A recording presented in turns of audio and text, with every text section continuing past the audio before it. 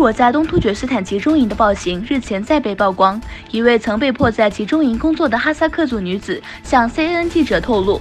她曾亲眼看到集中营里充满了洗脑和虐待。萨乌提拜是一位在东突厥斯坦长大的哈萨克人，中国当局要求他去一处营区进行汉语教学。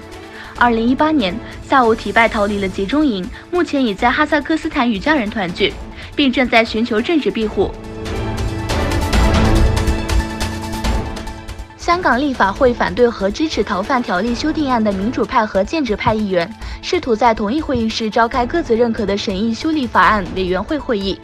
双方爆发阻拦推撞的冲突交锋，场面极为混乱，有人受伤。期间，一个民主派议员遭建制派议员拦截，跌落地上受伤，需要送院治疗。香港根据1898年签订的租赁协议，租借于英国统治，多年后于1997年被转移到中国。在签署的联合声明的框架内，直到2047年，香港有权通过政治上的一国两制来保护其行政独立和结构，只在外交政策和国防等方面属于中国。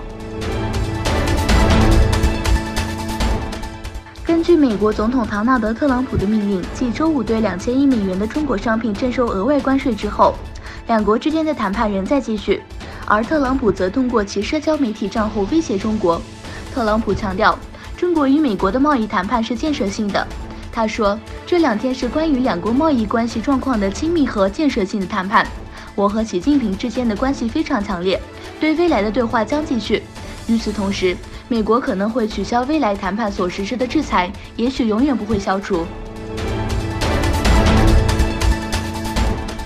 在利比亚民族和解部队和哈里发哈福特部队之间的冲突在暂停2天之后，黎伯利南部又爆发了冲突。据当地消息来源称，双方在首都南部阿泽兹亚地区的前国际黎伯利机场发生激烈冲突。